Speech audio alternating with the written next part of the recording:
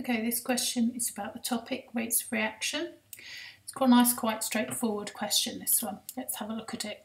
Right, magnesium reacts with dilute hydrochloric acid, HCl. Magnesium chloride and hydrogen, H2, are made. Part A, write down the balance symbol equation for this reaction. Now let's just have a quick look at what they've given us.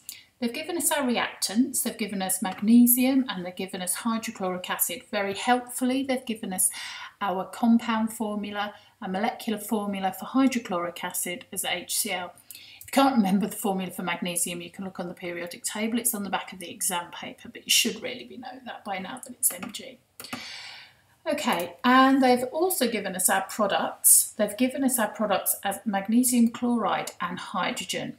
Now the hydrogen is in the form of hydrogen gas, and they've given us the molecular formula H2. Now what they haven't given us is the formula for the salt magnesium chloride. So you're going to have to use your experience of ionic bonding and naming compounds to work out the compound formula for magnesium chloride. Let's have a quick look. Okay, now we know magnesium is in group 2 and therefore it forms a 2+ ion, and we know that chlorine is in group 7 and it therefore forms a negative ion. If you don't know what I'm going on about here, you really need to go back and revise your ionic bonding. It's all covered in that topic. I'm not going to dwell on it too much here. It does mean though that magnesium has lost 2 electrons to gain its full outer shell.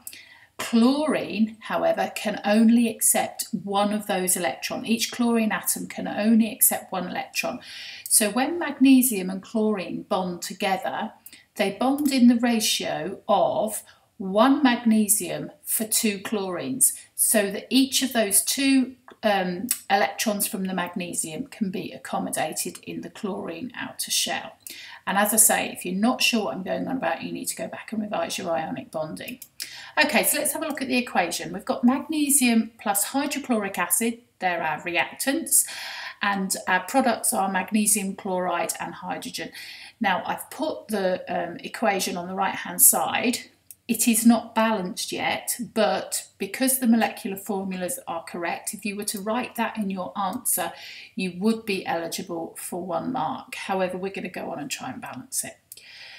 So our rules for balancing equations, we look at the left-hand side and we count up how many of each type of atom there are on the left, and then we do the same for the right and we look for any discrepancies. And then we try and scale up the number of each type of atom so that it's balanced. I'll just take you through that step by step. Okay, on the left hand side we have 1 magnesium atom, 1 hydrogen atom and 1 chlorine atom. On the right hand side we have 1 magnesium, 2 hydrogens because it's H2 and 2 chlorines because it's MgCl2. There is a discrepancy in the number of hydrogens and there's also a discrepancy in the number of chlorines. So this is clearly unbalanced. Now at this stage you need to decide which one you're going to attack first, which one you're going to have a look at fixing first. On this occasion I've decided to look at the number of hydrogens. Okay, so let's look at increasing the number of hydrogens on the left-hand side so that it equals 2. How are we going to do that? We're going to put a 2 in front of the hydrochloric acid. So we've got magnesium plus 2 hydrochloric acids give us magnesium chloride plus hydrogen. Let's look at whether this is now balanced. Get rid of those. And here we go. Magnesium, there is 1, hydrogen, there is 2, chlorine, there is 2. Let's look at the right hand side. Magnesium 1, hydrogen 2, chlorine 2. Oh, fantastic. By fixing the hydrogens, we have inadvertently fixed the chlorines as well. Everything is the same on the left as on the right, so our equation is now balanced. All there is left to do is to write this in the space provided by question A, part A. There we go, magnesium chloride plus hydrogen. Okay, let's carry on now with part B.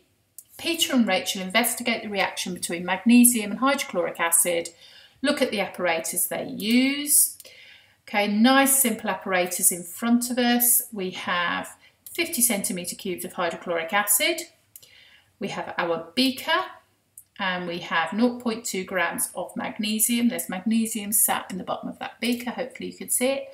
They time how long it takes for all the magnesium to react. That's called the reaction time. Here are the results. Right, we have experiment A, B, C and D. We have temperature of the acid, some are warm, some are cold. We have concentration of the acid, some are dilute, some are concentrated. Well, there's only one that's concentrated. Magnesium powder or ribbon, that is our particle size. And then we've got our reaction time in seconds. And each of those experiments A, B, C and D has a different reaction time.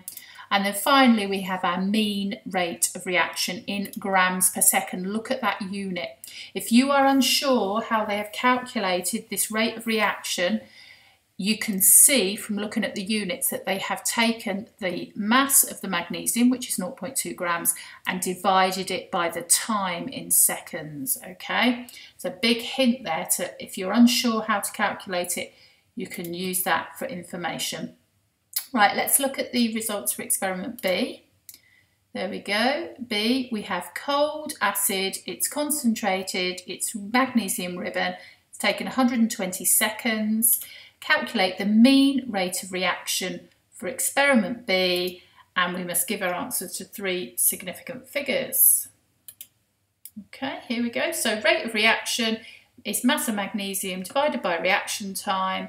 That comes out as 0.2 divided by 120, which is 1.67 times 10 to the minus 3. Let's transfer that into our final answer position, and the units are given for us in grams per second. Fantastic. Nice straightforward question. Should get 4 marks there.